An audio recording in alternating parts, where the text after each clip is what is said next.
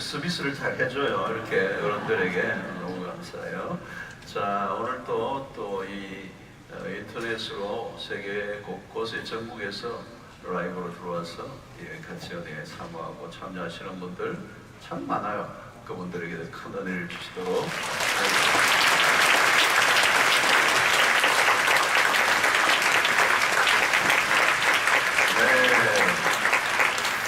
자, 우리 앞뒤 잡으로 인사 나겠습니다. 오늘 또 승리합시다.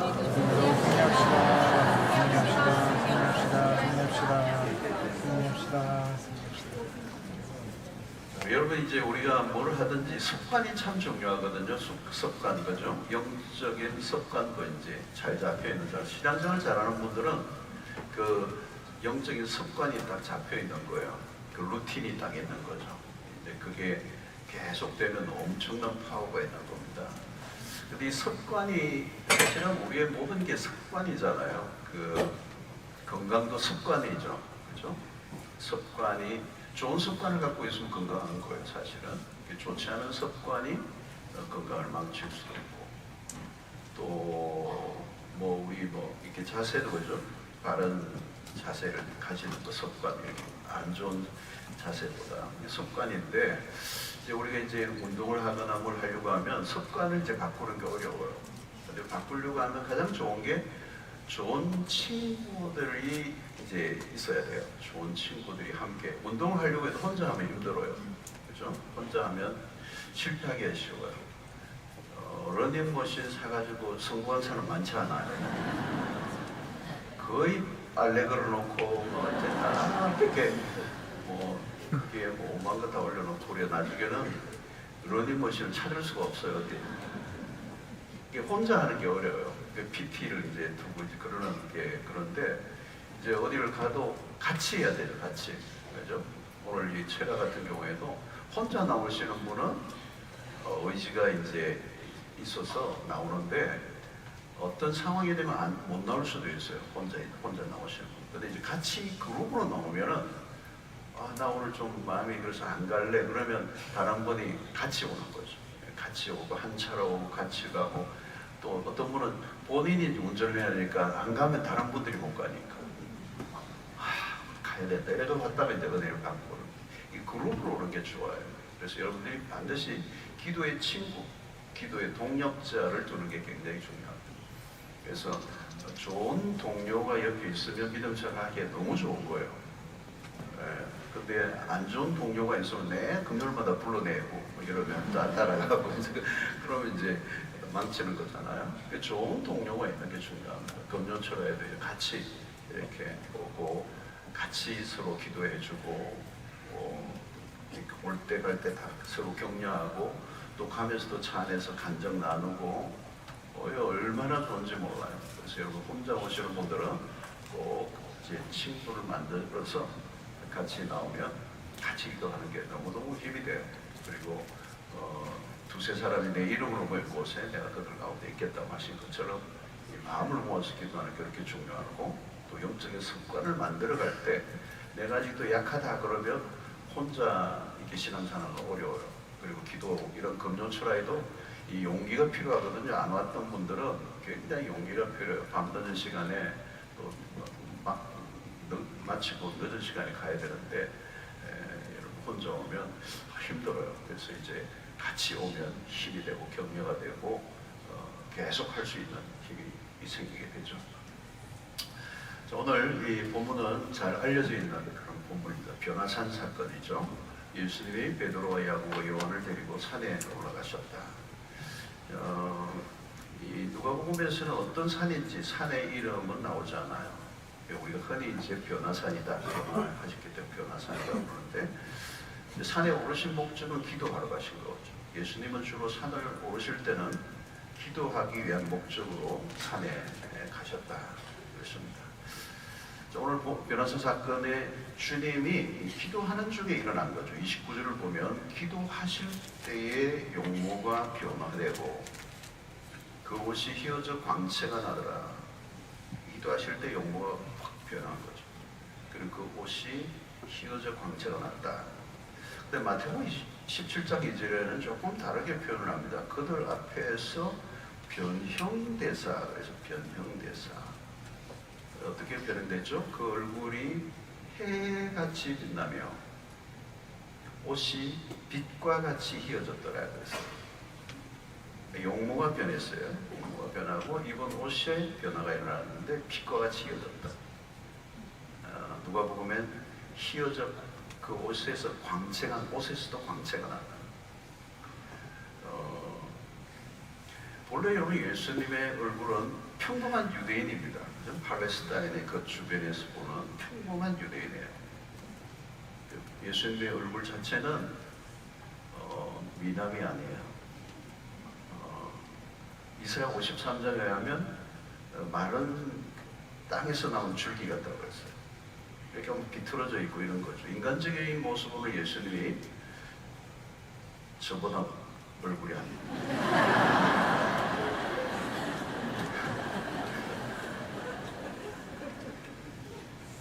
이 팔레스타인은 여러분 얼굴이 좀 붉죠, 그죠? 얼굴이 좀 붉고 약간 까맣고 붉고 좀 희잖아요, 그죠? 매력적이지 않았다는 거, 매력적으로 보인 게 하나도 없어요. 그러니까 흠모할 만한 게 아무것도 없었다. 네. 그리고 도리어 사람들에게 멸시를 당했다.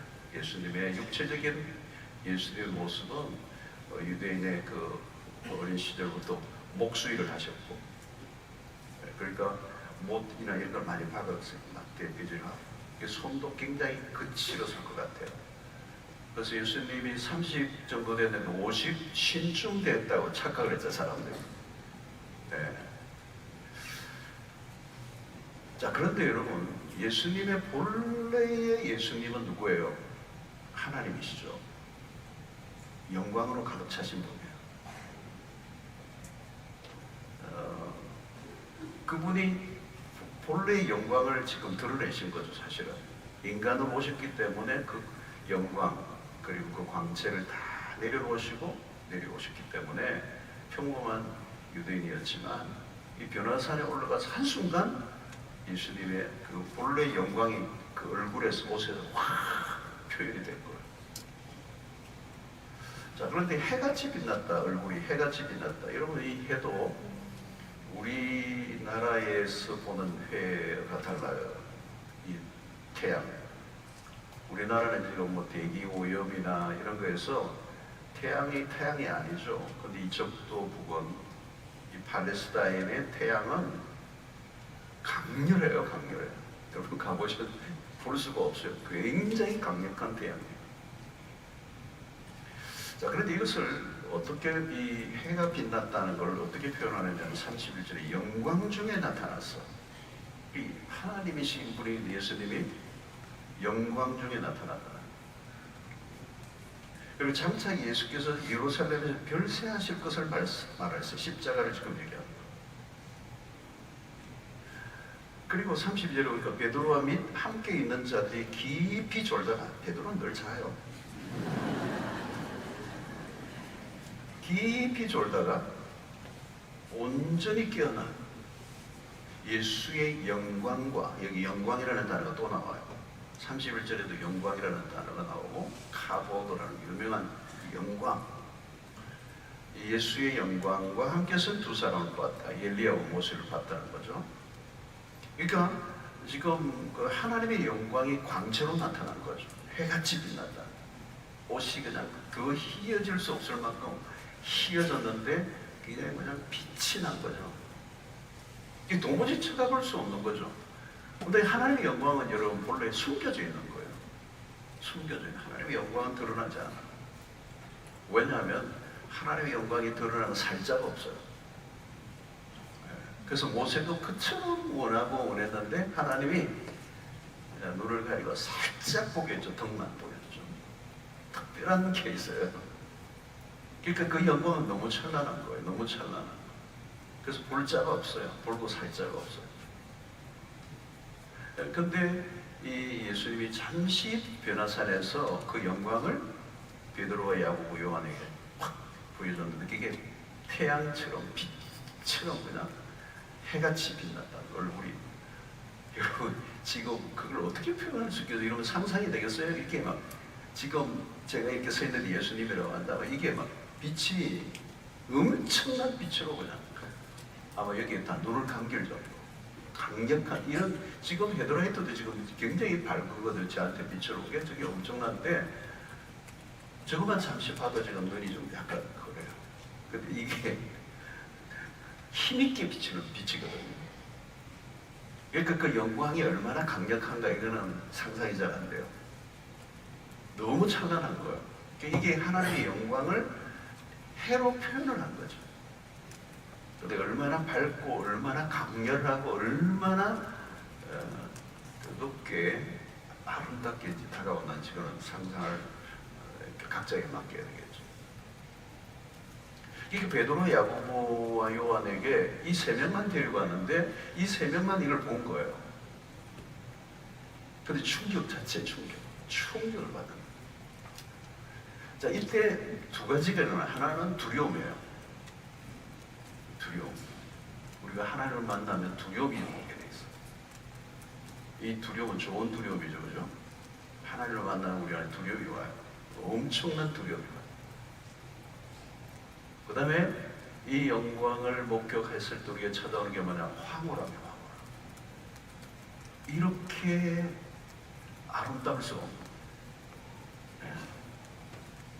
영적 세계와 마주칠 때 일어나는 어떤 경험, 특별한 경험이에요. 이 구약의 이사야 선지자는 성전에 가득한 쉐키나라고 그러죠. 하나님의 임재를 본 거예요. 성전에 꽉 채워 충만한 하나님의 영광을 본 거예요. 하나님의 임재죠. 그 두려움이 온 거예요. 과로도 나여 망하게 돼요. 하나님의 존재, 우리가 임재, 하나님의 임재 이렇게 얘기하는데 실제적으로 하나님의 임재가 우리에 확 다가왔을 때 압도를 당하는 거야. 압도를 당하고 화보다 나여 망하게 돼요. 이걸 경험을 베드로 똑같이 해요. 누가복음 5장에 보면 밤이 맞도록 고기를 잡지 못했을 때 예수님이 이제 아침에 와서 깊은 데로 가서 그물을 내리라 할 때 깊은 데로 가서 그물을 내렸더니 고기를 애운 것이 심히 많아 똥무까지 와서 도와달라니 2배에 가득 잠기게 되었어요. 그때 베드로가 이 고백이 뭐냐면 주여 나를 떠나서서 나는 죄인이로소이다 그래요. 하나님의 영광을 우리가 딱 접촉하면 우리에게 뭐냐면 두려움이 오는 거예요. 우리 내가 죄인이니까. 화로나 나여 망하게 되었도다. 나는 죄인으로소이다. 지금 베드로가 고기를 많이 잡은 것에 대해서 막 기뻐하는 게 아니에요. 그게 중요한 게 아니고 앞에 계신 분이 지금 내 배에 타신 분이 하나님이시거든요. 그게 이제 압도를 당하는 거예요. 여러분, 다메섹의 바울이 한순간에 하나님의 그 빛이 임한 거죠. 그죠? 빛이 임한 거.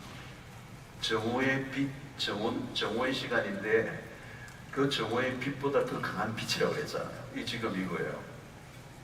변화산에서 본 거예요. 빛이 나온 거예요. 빛이. 요한복음은 예수님을 빛이라고 그랬잖아요. 그죠? 빛으로 오신 거예요. 빛으로 강력하게 오니까 눈이 멀어버려요.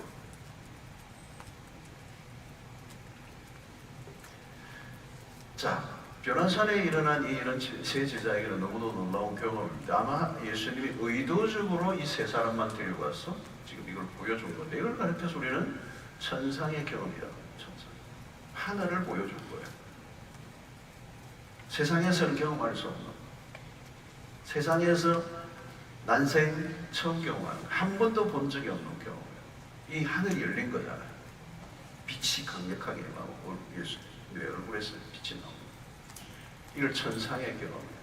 땅에서의 경험이 아니에요. 그러니까 산 위로 올라가서 기도하는 중에 예수님이 변하는데 예수님의 오리지널한 하나님의 영광을 이 세자에게 보여준 거예요. 이걸 가르쳐서 뭐 이게 천상의 경험이라고 할 수도 있고 이걸 뭐라고 할 수 있어요? 초월적 경험이라고 해요. 초월적 경험. 압도하는 하나님의 임재, 하나님의 다가오심. 이거는 한 번도 경험해 본 적이 없는, 이걸 가르쳐서 우리가 뭐라고 그러죠? 신비하다, 신비로운 경험, 신비, 미스테리한 경험.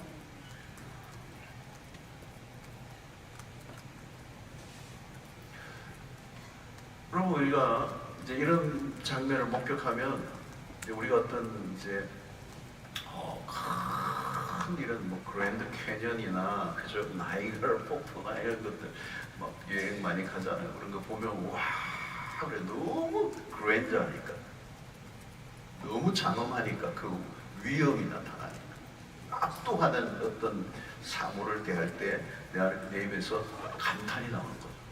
감탄. 그러니까 초월의 경험을 할 때 그 황홀함이, 두려움도 오지만 황홀함이 오는 거죠. 하늘이 열리고 이 땅에 있는 사람이 하늘과 만나는 경험을 하는 거죠. 신적 접촉이 일어나는. 여러분, 우리는 평소에는 우리의 시선이 어디로 많이 향해져 있습니까? 우리가 이 사건, 뭐 뉴스를 보면 뭐 사건 사고들 막 연일 터지고, 막 끔찍한 살인 그런 것들 많이 보잖아요, 그렇죠? 뭐 그냥 교통사고 나는 거. 타락한 인간들이 만들어낸 이 범죄 이야기, 보고 싶지 않은 얘기들, 폭력적인 장면들, TV나 이런 영화들 속에서 그냥 부정적인 이미지, 특별히 이 영상 매체의 발달로 인해서 우리가 보고 싶지 않은 것들을 끊임없이 보면서 우리의 감각이 계속 망가지고 있는 겁니다. 폭력적이고 선정적이고 그런 것들이 우리가 노출돼서 이렇게 정말 아름다운 것을 우리가 보지 못하고 살아가는 거예요. 아름다운 것이 뭔지를 우리가 몰라요. 굉장히 우리의 눈이 안목의 정력이 있고 탐욕적이고, 그래서 우리도 모르게 폭력적이고 이렇게 선정적이고 이런 것들에 너무 지금 익숙해져요. 그래서 지금 그런 눈에 보이는 세계, 그 눈에 보이는 세계마저도 너무 천박하고 너무 망가져 있는 그런 삶을 살아가는 우리에게 이 변화산의 이 체험은 전혀 다른 세계로 우리를 끌어주는 거죠. 이 베드로가 지금 갑자기 눈을 떴는데 이게 막 정신이 없는 거예요. 자기가 지금까지 봐왔던 것과 너무 다른 세계가 탁 떠. 예수님이 늘 같이 다녔는데 그 예수님에게서 그게 나타나니까 깜짝 놀라는 거죠. 전혀 다른 차원으로, 전혀 다른 세계로 우리의 시선을 완전히 압도하는 영광으로 초대를 합니다. 그래서 이보다 더 좋을 수 없다고 해요. 이게 텐트 짓고 여기 살자 그랬잖아요. 압도를 당하는 거예요. 너무 좋은 거예요. 너무. 이 베드로는 이 신비롭고 초월적인 경험을 지금 한 겁니다.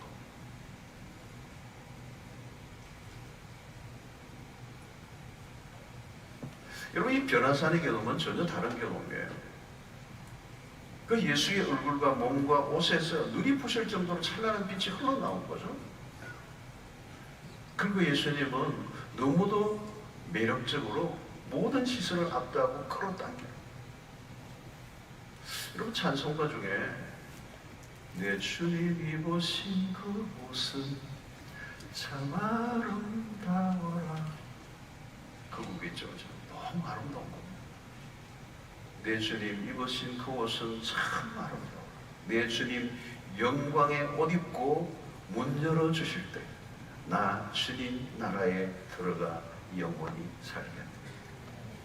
아마 마지막 날에도 우리가 천국에 가면 주님이 영광의 옷을 입고 우리를 맞아주신다. 여러분, 세 명의 제자들은 천상의 경험에서 독특한 경험이죠. 늘 하는 게 아니에요. 단 한 번의 경험이지만 이 강력한 경험을 하는 겁니다. 이 경험이 중요하다는 거예요. 이 경험.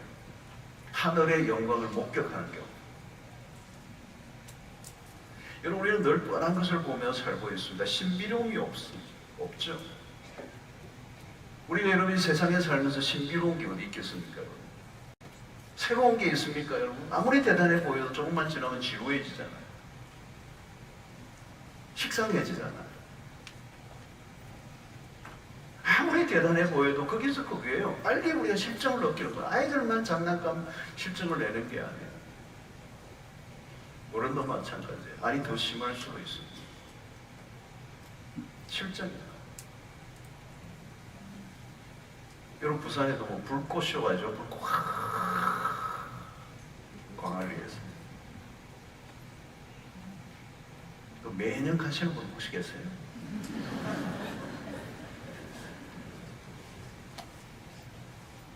몇 번은 뭐 거기서 거기거든. 뭐 그러다 몇 개 푹푹 끝이에요. 그게 경이로움이 있습니까, 여러분? 그게 무슨 경이로움이 있어요? 경이로움. 여러분 현대인들이 새로운 것에 목을 메었죠, 그죠? 좋은 걸 찾잖아요, 그죠? 뭔가 새롭고 좋고 아름답고 우리를 막 그냥 매료시키는 것들을 찾잖아요. 신상품을 그렇게 그냥 기다려요. 신상이 나오면 어떻게 해요? 뭐 어떤 거는 밤에 줄 서가지고 아침에 열면 그걸 오픈 런이라고 그래요. 죽을 하고 달려가가지고 소리 지르는 거예요. 여러분, 그 새로운 상품에서 신비로움이 있는 거예요? 신상품을 소리 지르고 오 신비롭도다 그래요? 금방 지루해져요. 그러니까 이런 지루해지니까 뭐예요? 좀 더 나은 것, 좀 더 좋은 것, 좀 더 새로운 것을, 좀 더 좋은 걸 찾다가 삶이 망가지는 거잖아요. 그게 중독이에요. 그게 중독이에요. 여러분 우리가 그냥 교회만 다니기만 해도 마찬가지예요. 교회도 그냥 다니면 지루해져요. 이 산 위의 경험, 이 천상의 경험이 없으면요, 그게 있는 사람은요, 그걸 갈망해요. 교회 문화에만 익혀서 다니는 분들이 계세요. 그러니까 소위 말하면 교회를 다니는데 문화생활의 일부예요. 교회도 처음에는 오면 재밌거든요. 그 재밌는데 그거는 인간적 재미지 천상의 경험이 아니에요. 교회 와서 신앙생활 하는 가운데 하늘의 경험, 천상의 경험, 이 신비한 경이로운 경험이 한 번 있었는 사람과 없는 사람의 차이가 커요. 그냥 종교 클럽에 다니는 분들이 계세요. 그냥 문화를 익힌 거예요. 이런 기독교라는 문화 안에 들어와 있는 거예요. 영적 세계에 어떤 경험이 없는, 하늘이 한 번도 열려본 적이 없어요.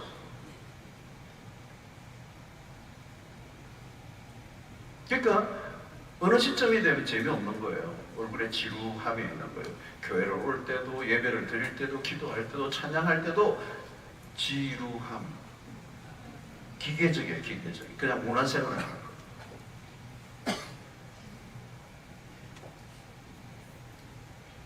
여러분 그리스도의 광채를 본 사람들은 다 다릅니다.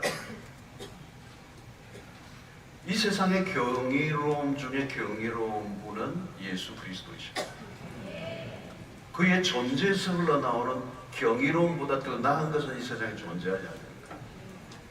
그분의 영광과 비교할 수 있는 영광이 이 세상에 존재하지 않으니까. 그 그리스도에게서 나오는 광채는 이 세상의 어느 것보다도 눈부시다는 거죠. 그 광경은 황홀하다는 표현으로도 모자라는 거예요. 그 황홀하다, 경이롭다. 이건 감동적이다 이런 단어와 다른 차원이에요. 아무리 보아도 지루하지 않고 새롭고 날마다 새로운 거죠. 그리고 그 그리스도에서 새어나오는 그 빛은 너무도 찬란하고 너무도 다양하고, 그 그리스도에게서 흘러나오는 그 빛은 용서의 빛이요, 자유의 빛이요, 자비의 빛이요, 생명의 빛이요, 자비의 빛이요. 그 광채는, 그 빛은 시들지 않는다는 거죠. 왜 사람들이 우상에 빠지는 겁니까? 하늘의 영광을 보지 못했기 때문에. 경이로운 것을 보지 못하면 이 세상의 천박한 것을 섬길 수밖에 없다는 것이죠. 그래서 모세가 시내산에 올라가 있는 동안 형 아론은 금송아지를 만들어서 우상을 섬기고 백성들과 함께 춤을 추고 있는 거예요. 그러니까 눈에 보이는 신을 만드는 거예요. 왜? 눈에 보이지 않는 영의 세계를 본 적이 없으니까. 하늘의 영광을 본 적이 없으니까 골드, 세상의 금으로 우상을 만들어서 이걸 하나님이라고 하죠. 천상의 경험이 없으면 이 세상에 눈에 보이는 것이 전부일 수밖에 없기 때문에 어설픈 아름다움에 도취되면 거기에 시간과 돈을 따왔지 엉뚱한 것의 매력을 느끼고 악의 매력을 담는 각종 중독에 빠지고 분별을 잃어버리고 쾌락과 기쁨을 구분하지 못하고 사랑과 강간을 구분하지 못합니다. 하늘이 열려야 된다. 지금 이 변화산에서 하늘이 열린 거죠. 예수님의 얼굴에서 광채가 나면서 하늘이 열린 거예요. 여러분 오늘 이 부분이 얼마나 중요해요. 하늘의 영광과 마주치는 경험, 초월하신 존재와 인간이 마주 대하는 이 경험, 이때 무슨 일이 일어나요? 우리의 존재를 흔들어 놓는 거예요. 여러분 지진으로 치면 뭐 3, 4 정도의 그런 정도가 아니고 여러분 한 7도 정도가 넘으면 이제 엄청나죠, 그죠? 7도 넘으면 진짜 뭐 다 뒤집어 놓는 거잖아요. 흔들어 놓는 거예요. 온 땅을 흔들어 놓으니까 모든 게 다 뒤집어지는 거예요. 바로 그런 거죠. 우리의 삶의 그런 초월적 경험이 우리의 존재를 흔들어 놓는데 완전히 흔들어 놓는 거예요. 여러분 이 존재 전체가 흔들리는 경험을 해본 적이 있나요? 아마 야곱은 베델의 경험이 한번 그 경험이 있었어요. 근데 내가 보니까 그 베델의 경험은 완전히 그 존재를 흔들어 놓은 거 아니에요. 다락방에 이 사다리의 그 환상을 보게 되었지만 찾아온 그 하나님을 만나지만 서원도 하지만 그 인생을 그냥 꼬이는 걸 보면 나중에 야뽕나루에서 그는 하나님의 사자와 1대1의 만남을 통해서 그의 존재 자체가 완전히 뒤집어지죠. 그 경험인 거죠. 그때부터 야곱이 이스라엘이 돼요. 그 존재 자체가 흔들려, 완전히 뒤흔들려. 여러분 이것이 하나님의 영광에 눈을 뜨는 순간, 하나님께서 오늘 그 변화사를 통해서 예수 세 제자에게 하늘을 열어주시고 천상의 경험을 하시고 이 세상의 그 어떤 것으로도 볼 수 없는 하늘의 영광의 을 목격하는 이 경험. 그래서 그 존재 자체를 완전히 흔들어 놓는 이 천상의 경험이 오늘 여러분들에게도 있게 되기를 축원합니다. 한 번도 없었던 분들이 있다면 오늘 이 밤에 그 경험을 하셔야 돼요. 어떤 분은 이 철회에 오셔서 그 경험을 하신 분들이 많더라고요. 제가 보니까 어떤 분은 말씀을 듣는 가운데 말씀을 듣는데요. 어느 날 이 말씀이 불처럼 다가와요. 불처럼. 어떤 사람은 그냥 새카맣게 모든 걸 다 태워버려요. 그 뒤집어지는 거예요. 뒤집어지는. 어떤 사람은 기도하는 중에 불이 임하는 거예요.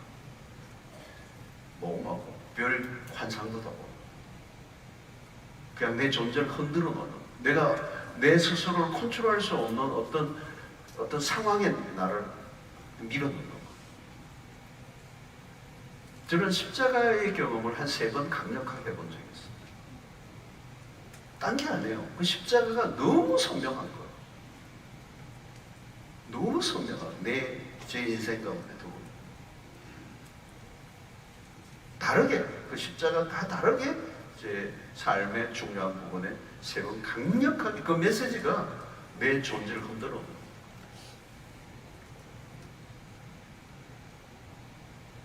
그 경험보다 더 강한 경험을 내가 해볼 수 없는 그 경험을 한 거예요. 그게 영적인 경험이고 하늘이 열리는 경험이고 하나님이라는 초월자이신 그분과 너무도 연약하고 유한한 인간의 이 마주침의 사건.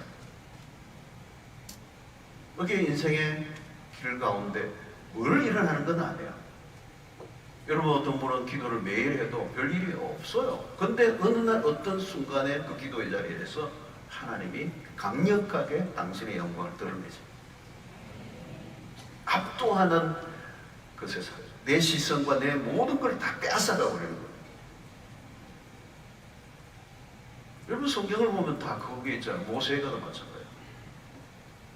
뭐 성경의 인물들이 다 그렇잖아요. 그렇지 않으세요?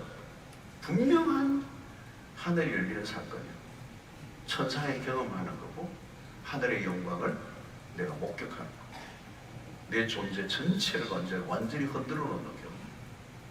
그래서 그 눈이 열리고 하나님 앞에 완전히 엎드리는 거예요. 이 경험이 있어요. 이거 없으면 계속 우리는 눈에 보이는 것에 의존하고 우리는 하나님을 향해 나아갈 수 없게 되는 거죠. 자, 오늘 보니까 이 경험이 있는데 그 다음에 무슨 일이 나죠? 초막셋을 짓겠다고 그러는데 예수님이 들은 척 하지 하시고 가자 그렇게 데려오세요. 37절에 보니까 이튿날 산에서 내려오시니 큰 무리가 만들어졌어요. 자, 산 아래와 산 위는 너무 달라요. 자, 산 아래 무슨 일이 일어나고 있었죠? 39절에 보니까 귀신이 그를 잡아 갑자기 부르짖게 하고 병렬을 일으켜 거품을 흘리게 하며 몹시 상하게 하고야 겨우 떠나가나이다. 고통하는 한 아들이 지금 등장을 해요. 산 아래 내려오자마자 막 경련을 하고 막 거품을 막 뿜고 막 마태복음에 불에도 넘어지고 물에도 넘어지고 막 고통 속에서 지옥 같은 생활을 하고 있는 사람. 여러분, 이게 뭘 보여주죠? 고통하는 세상의 단면을 보여주는 거예요. 천상의 지금 산 위에서 일어난 일들과 너무 다른 모습이 이제 산 아래에서 펼쳐지고 있는 거예요. 극적인 대조예요. 자, 산 위는 어떤 곳이죠? 그 용모가 변하신 그 모습에 그냥 감탄을 하고 탄성이 터지는 거죠. 와, 어떻게 이런 영광스러운 모습을 보죠? 근데 산 아래는 뭐죠? 신음과 절규예요. 산 위는 빛으로 가득해요. 근데 산 아래는 어둠으로 가득 차 있어요. 산 위는 아름다움의 껍질이에요. 그 주님의 입으신 그 옷보다 아름다운 것은 없어요. 주님의 그 모습보다 더 아름다울 수 있는 것은 없어요. 그런데 산 아래는 어때요? 망가지고 깨어진 인간의 모습을 보여줘요. 여러분, 얼마나 그냥 이런 끔찍해요, 여러분. 거품을 붓고 막 그냥 넘어져서 부들부들 떨고 있는 모습.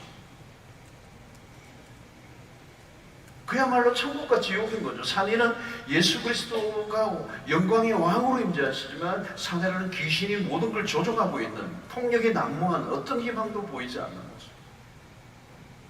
여러분, 세상은 이렇게 광채, 빛 대신에 어둠이 뒤덮고 있습니다. 죽음의 광기로 가득해요.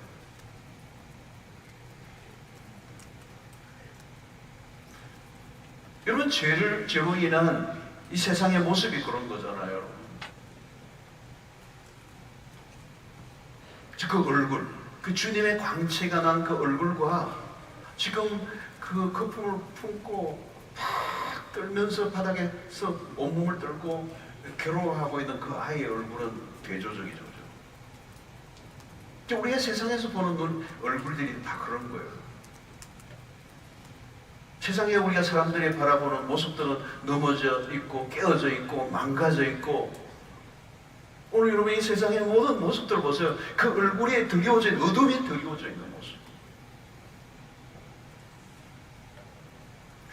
노르웨이의 화가 뭉크가 있죠, 여러분. 이 뭉크의 대표작이 절규예요. 가장 그 사진 여러분 그림을 다 아시잖아요.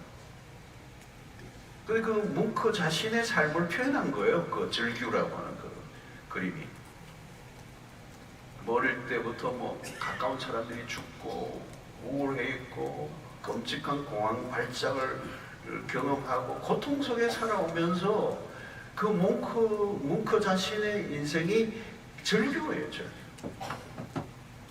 그리고 그 그림들이, 그가 그린 그림들이 다 음산해, 음산해. 근데 그 그림이 뭘 대변해 주느냐? 인간의 모습을 대변해 주는 거예요. 절규하는 세상, 신음하는 세상. 그래서 로마서에 의하면 썩어짐의, 로마서 8장에서 말하는 썩어짐의 종로를 하고 있는 모습, 탄식 속에 살아가고 있는 인생, 산 위의 경탄과 우리는 전혀 다른 신음으로 가득한 이 세상의 모습. 이런 세상이 겉으로는 멀쩡해 보지만 안으로 들어가 보세요. 다 불에 넘어지고 물에 넘어지고 자신의 삶을 스스로 통제하지 못하고 자유를 잃어버린 삶을 살아가는 거죠. 참 요즘 여러분 우리 사는 세상을 보십시오. 갈수록 또 통제가 안 되는 세상이잖아요. 북한도 통제가 안 돼요. 온 세상이 다 그래야죠. 예수님이 제자들에게 데리고 갔는데 고치지 못했어요. 제자들이 쩔쩔 매었어요. 어쩌면 능력 없는 현대교회를 잘 닮아 있잖아요. 교회를 다니는 곳과 하늘의 권세는 따로 노는 거예요. 귀신을 이기지 못하고 쩔쩔 매는 제자들. 주님은 이 세 명의 제자와 함께 산 아래로 내려오셨어요. 베드로는 변화산의 경험에 도취되어서 푹 빠져 있는데 여기가 조사오니 그곳에 머물러 있고 싶어 했지만 주님이 그들을 데리고 내리고 하산하시면서 어디로요? 주님이 데리고 내려오신 곳은 산 아래 고통하는 그곳. 여러분, 주님은 고통의 현실 안으로 들어오신 거예요. 여러분, 고통의 문제보다 더 현실적인 것은 없습니다. 고통은 매일 우리가 부딪히는 주제예요. 고통으로 비껴나 있는 사람은 한 사람도 없습니다. 고통을 해결하는 비법도 없어요. 우리는 고통을 그냥 덮어버리고 신비로운 것만 쫓는 사람들이 있어요. 그걸 신비주의자들이라고 해요. 베드로는 지금 신비주의로 가려고 그러는 거예요. 고통은 외면해버리고 고통의 현실은 그냥 거부하고 그냥 신비의 세계에서 막 그냥 엑스타시를 경험하는 그런 삶을 살고 싶은 거예요. 신비주의로 가려고 하는 거예요. 주님은 그걸 원하지 않아요. 이런 신비에 한번 눈을 뜨면 신비에 계속 머물러 있고 싶어요. 그래서 기독교 안에 신비주의가 있어요, 여러분. 신비주의를 기독교 역사 속에 끊임없이 왔어요. 그래서 신비에 계속 도취해가고 신비한 것만 쫓는 사람들이 있어요. 그게 신비주의자예요. 굉장히 위험해요. 한국교회 안에도 지금 그런 분들이 많아요. 그런 것을 좋아하는 쪽의 사람들이 많아요. 위험해요. 왜? 너무 현실이 힘드니까. 산 위로 올라가고 싶은 거예요. 그것만 경험하고 싶은 거예요. 이러고 그러잖아요. 철학 은혜롭지만 여기 계속 사시면 안 되잖아요. 집으로 돌아가셔야 되거든요. 현실로 돌아가야 되는 거예요. 현실로 돌아가면 지금 집에 돌아가는 순간부터 연락이 하는 가족이 있을 수도 있고 내일 아침에 출근하면 거기에서 일어나는 우리의 삶의 현실은 생각하고 싶지 않은 현실이 확 다가오는 거잖아요.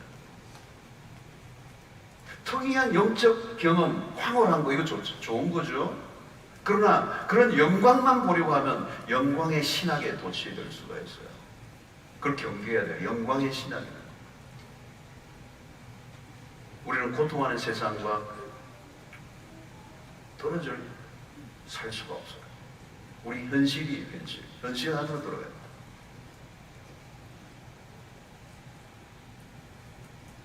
자, 우리의 초점은 어디에 있죠? 36절에 보니까 소리가 그치며 오직 예수만 보이더라. 제자들이 잠잠하여 그 본 것을 무엇이든지 그때에는 아무에게도 이르지 아니하니라. 여기 현상은 다 사라져버렸어요. 그 신비로운 현상은 사라져버린 거예요. 한순간에. 예수님이 그걸 거부하신 거죠. 신비는 일순간 사라져요. 근데 소리는 그치고 오직 예수만 보이더라.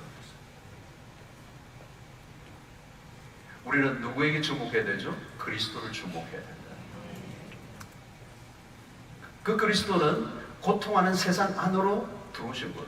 원래 성육신하신 그리스도는 이 몸을 입으신 자체가 고통하는 세상 안으로 들어오신 적극적인 행위잖아요. 여러분, 주님의 십자가의 고통에는 신비가 없어요. 이 고통을 있는 그대로 당하신 게 십자가예요. 왜? 우리의 고통에서 구원하시기 위하여.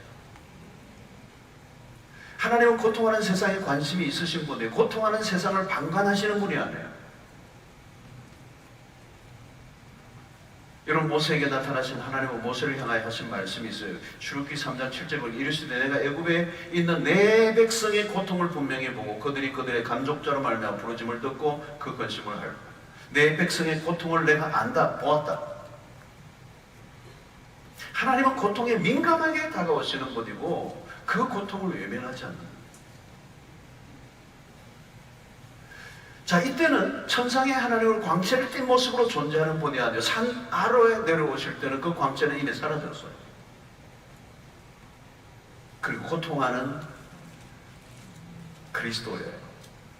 세상의 모든 고통을 끌어안고 이제 별세를 얘기했잖아요. 십자가로 가시는 거예요. 예수님이 당신 자신이 몸을 입고 오신 성육신 하신 그리스도는 고통 안으로 들어오시고 해보다 더 밝으신 예수께서 짙은 어두움 안으로 들어가시는 거예요.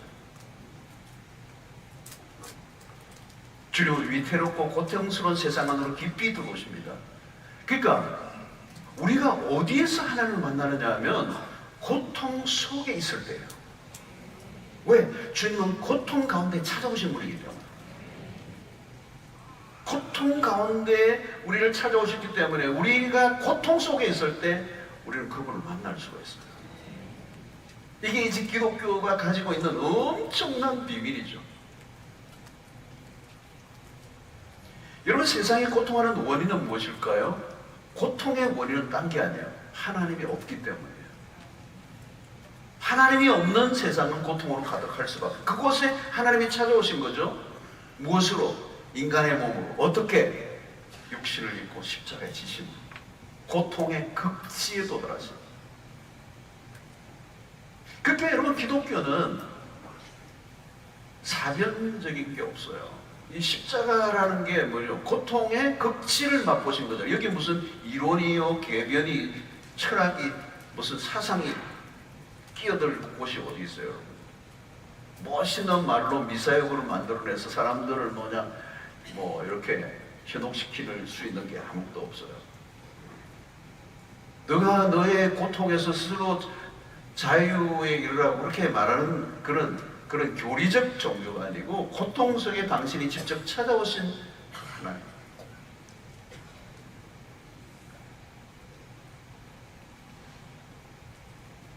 그러면 우리에게 여기서 매우 중요한 하나의 이제 역할이 주어진 거죠. 이 천상의 경험을 가진 사람에게 주어지는 사명이 있어요. 이 고통하는 세상을 구원의 길로 인도하는 그 그리스도의 영광의 광채가 보여준 메시지가 뭡니까? 장래에 우리에게 일어날 변화라는 것입니다. 그리스도의 얼굴에서 드러난 하나님의 형상이 장래에 우리에게도 일어날 것을 기대하게 하는 것입니다. 우리는 죄를 짓고 수치 속에 떨며 얼굴을 가리던 그 망가진 인간의 얼굴을 보면 절망적이죠. 그러나 우리는 거기에서도 그리스도의 영광의 강체가 서면할 수 있음을 알아야 돼요. 고통 속에서 일그러진 모습으로 추구하는 예수의 얼굴에서 우리는 변화산의 예수가 오버랩되고 있어요. 고통의 예수로 끝나지 않는다는 겁니다. 그 변화산에서 예수의 그 영광스러운 모습은 곧 일어날 십자가로 갈 그리스도를 우리가 예견하는데 그 십자가에 일그러져 있는 예수의 모습은 그것으로 십자가로 끝나지 않을 것이라고 하는 것을 미리 제자들에게 미래에 되어질 영광의 모습을 예고편으로 살짝 보여주신 거예요. 아무리 우리의 인생이 망가지고 깨어져도 그것으로 우리의 인생이 결론나지 않을 거라는 거예요. 예수 그리스도의 평범한 유대인 예수의 모습이 거기에서 영광의 광채가 터져나온 것은 장래에 하나님께서 그 영광의 모습으로 다시 회복시켜 주실 모든 인류에 대한 하나님의 그 꿈이 거기에 담겨져 있는 거예요. 그래서 여러분, 이 변화산의 예수의 이 모습을 잊으면 안 되는 거죠. 왜 여러분 예수님이 쓸데없이 그냥 팍 보이고 끝나고 했겠어요? 일부러 그냥 해프닝을 한 거예요? 이벤트를 한 거예요? 의미 없이? 아니에요, 여러분. 힘들고 어려운 순간을 맞을 때마다 끝이 보이지 않는 고통이 지속될 때, 우리의 삶이 미궁에 빠질 때, 이것으로 끝날 것 같을 때, 절망할 때, 죄를 지어 수치를 당할 때, 우리는 넘어지고 자빠질 때가 한두 번이 아니에요. 우리는 우리의 범죄로 인해 우리 자신이 우리 스스로를 부끄러워할 때가 있죠. 여러분, 죄 지은 사람들 보세요. 뭐 살인을 했거나 이런 사람들, 뭐 그 사람들이 특별한 사람들이 아니잖아요. 자기가 막 죽이고 나서는 막 후회하고 그러잖아요. 그 경찰관들이 탁 잡으면 요즘 뭐 얼굴을 안 가리고 막 그러잖아요. 막 카메라가 막 비추고 그러면 막 모자 쓰고 마스크 쓰고 막 이러고 오잖아요. 그죠? 또 머리 긴 여자분들은 또 앞으로 또 머리 위에 또 그 수치로 가득한 우리의 모습이에요. 우리 호세아서 우리 이번에 오신 강사님도 아침에 한 적 있잖아요. 그 수치로움을 그죠 느끼게 많이. 우리가 그런 모습이란 말이죠. 우리가 고멜과 같은 그런 여인이란 말이죠.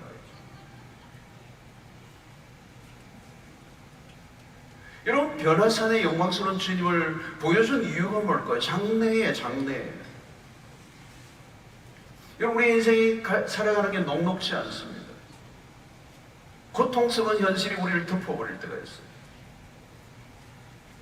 이걸로 끝나는구나. 내 인생에 소망이 없을 그때에 이 변화산에 그 해같이 빛나던 그 변화된 예수 그리스도의 모습은 장래 당신의 자녀들에게 회복시켜 주실 하나님의 약속이다.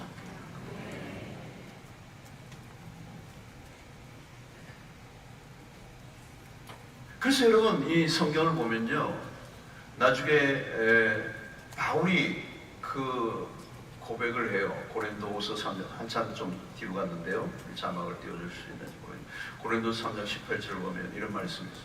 우리가 다 수건을 벗은 얼굴로 거울을 보는 것 같이 주의 영광을 보며 그와 같은 형상으로 변화하여 영광에서 영광에 이르니 곧 주의 영으로 말미암아. 여러분, 우리에게 그 날이 오는 거예요. 그와 같은 형상으로 누구와 같은, 그리스도와 같은 형상으로 변화되어 영광에서 영광에 이르는. 여러분, 우리는 이 영광이라는 단어를 다 이해할 수가 없어요. 하나님에게만 들어갔던 이 영광, 그 영광이 우리에게도 일어날 거라는 거예요. 지금은 정말 우리가 죄를 짓고 넘어지고 자빠지고 하나님의 형상대로 제대로 살아가지 못하는 우리의 삶의 현실, 망가질 대로 망가진 우리의 삶. 그래서 우리는 우리 스스로도 좌절하고 절망하고 낙심해 있지만, 그 변화산에 살짝 보여준 그 장면은 미래에 우리에게 주어질 영광의 그날을 하나님이 약속하고 있다는 사실을 믿으라는 거죠. 그래서 고통과 불행 속에서도 낙심하지 말라는 거죠. 아무리 망가져도 절망하지 말라는 거예요. 이 변화산의 그 변화되었던 그리스도의 모습을 놓치지 말라는 거예요. 그걸 계속 바라보라는 거예요. 그러니까 뭐가 중요해요? 그 천상의 하나님을 경험한 사람들이 중요하다는 거예요. 그 그림을 본 적이 없는 사람들은 못 가는 거죠. 낙심하면 낙심하는 거예요. 그걸로 끝나는 거예요. 왜? 다른 그림을 본 적이 없기 때문에.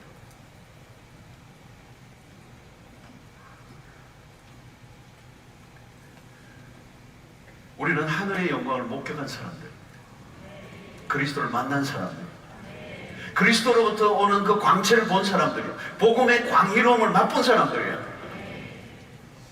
하나님이 얼마나 아름다우신 분인가를 경험한 사람, 그걸 본 사람들이에요. 그 경이로움, 내 신앙의 삶의 여정에 자주는 아니었지만 살짝 스쳐지는 것 같았지만 내 이 세상의 그 어떤 것보다 강렬했던 그 경험, 그분과의 만남, 그 위력이 있는 거죠. 그 주님으로부터 비춰난 그 광채는 어떤 어둠도 가릴 수 없었고 그걸 막을 수 없다는 거죠. 어떤 것도 아무리 어두워도 하나님이 비추시는 그 빛을 가릴 수 있는 게 아무것도 없었다는 거죠.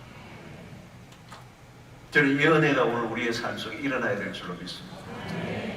이 경험이 있어야 돼요. 여러분 절망적인 이 세상, 여러분 이 아이를 둔 이 부모의 마음이 어떻겠어요? 여러분 날마다 쓰러지고 날마다 거품을 품고 그 귀신에 사로잡혀 꼼짝 못하는 그 아이를 둔 부모는 어떻겠어요? 여러분 이게 처절한 우리의 인생의 모습이거든요.